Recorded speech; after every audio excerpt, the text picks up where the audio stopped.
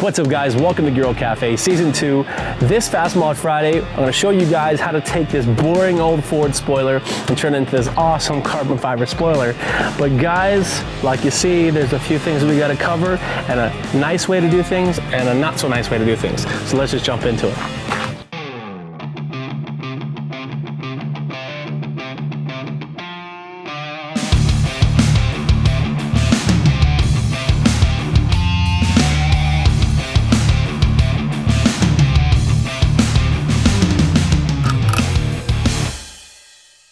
Alright guys, now you're going to need quite a few tools in order to do this job properly, including a little bit of bodywork tools. Now, as you can see, there's no mounting involved. It's simply double-sided tape and some polyurethane adhesive that we found that works best with body panels.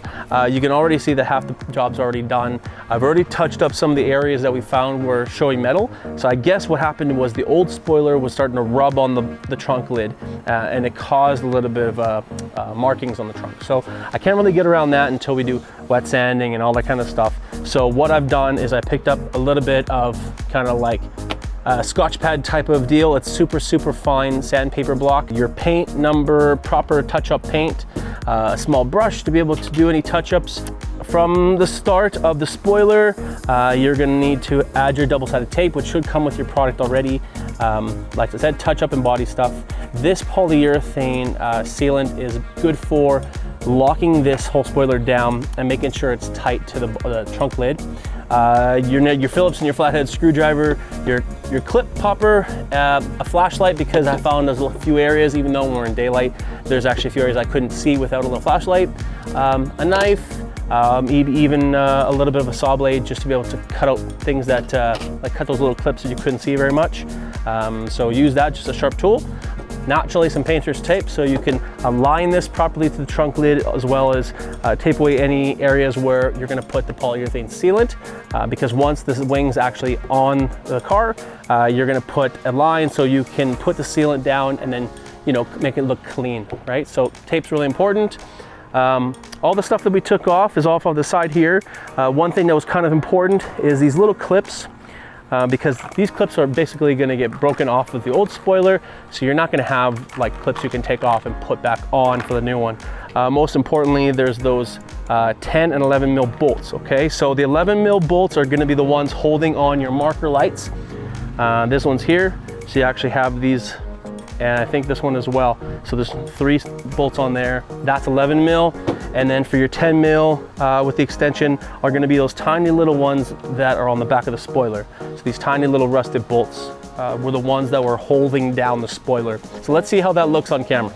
Okay, now guys, basically what you're going to have to do in order to take the spoiler off is that you're going to have to take off the felt liner that covers the inside of the spoiler, and then you're also going to have to take off one of the markers. I think it's the inside marker light here.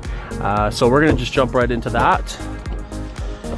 Now guys, if you see, you can see that there is a felt liner up here, and there's about 8 different clips, and the clips actually hold on this felt liner, and I'll show you how to take this off. It's pretty simple. That's one here. Next up, you got this little handle on basically the bottom here, and in order to get in there, there's a tiny little flap. All it takes is you to take a flathead screwdriver, pry it in there, and pop it off. And it's just a little plastic clip, and it holds on either side. This next is just a couple Phillips screws. I've also been told this varies depending on what model you have. So there's 2 Phillips screws that are in here. Here's your Phillips screwdriver, take it out, and now this whole handle will pop off. So you can see here there's an alignment pin, and then you have a couple screwed holes, and then that's it. Next, you're gonna have to use this 1/4-inch ratchet to take off the 11 mil bolts that hold on these little markers. And I was kind of told from other Fusion owners that these bolts aren't all the same.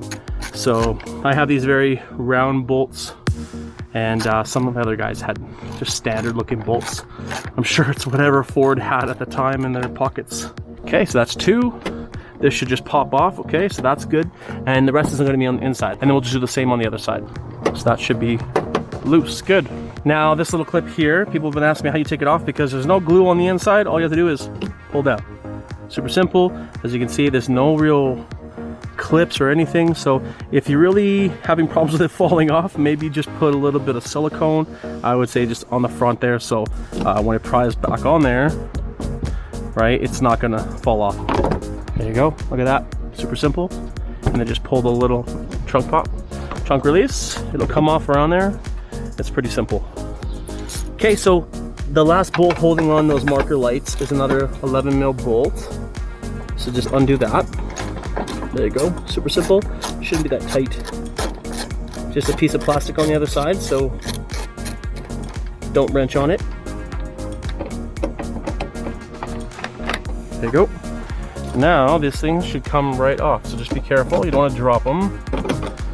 The wires are still attached. This little screw, pry it up a bit. There we go, you see it coming out? And not like that, okay?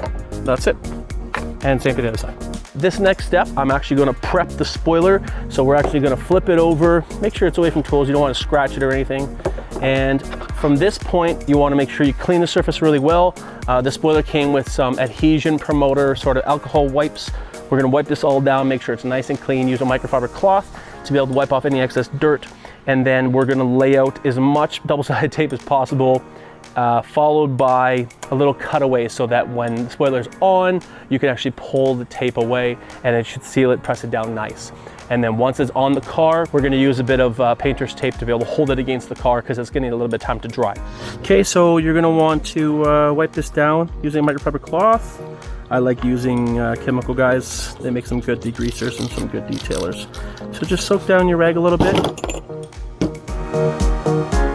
without knocking everything over. Soak everything down and just give it a good wipe. Get all the grime and the shipping grossness off. And this will help with allowing it to stick the first time and not fall off the car. So we don't need to be going 100 kilometers an hour and just wing whipping down gear fluid. Just in our case, like all over, that it's nice and clean. So you see how that kind of like soaks the area? It's gonna take out any chemical stuff that we had.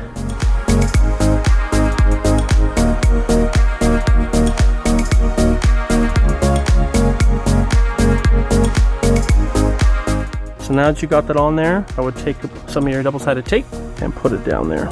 This is like a foam tape, so wherever you put it, I think that's where it's going to stick.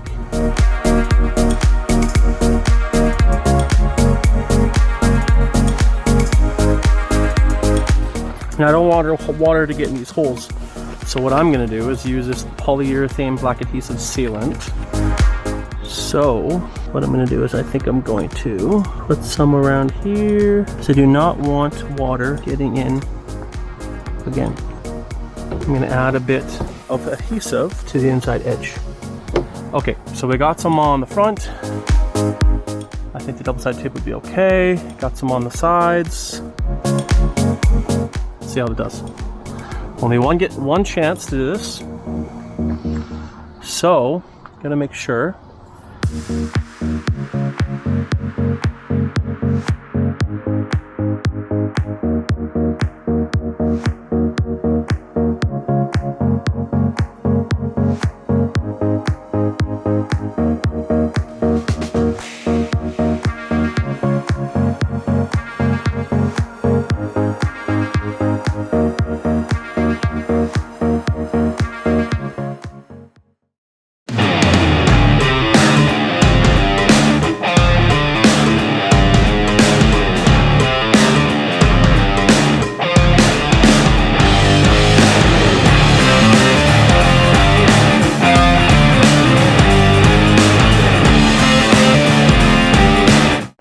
Alright guys, no, that's a wrap. We got the spoiler on, she looks great. It's not perfect. When I was finishing up, I did have to put a little bit of silicone on the inside just to be able to seal it off.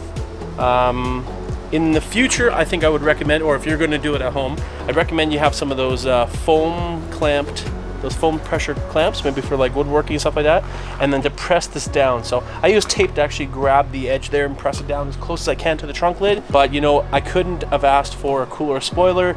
This looks really sharp, and from far away, you probably wouldn't even notice that it's an aftermarket. So it's a nice little touch.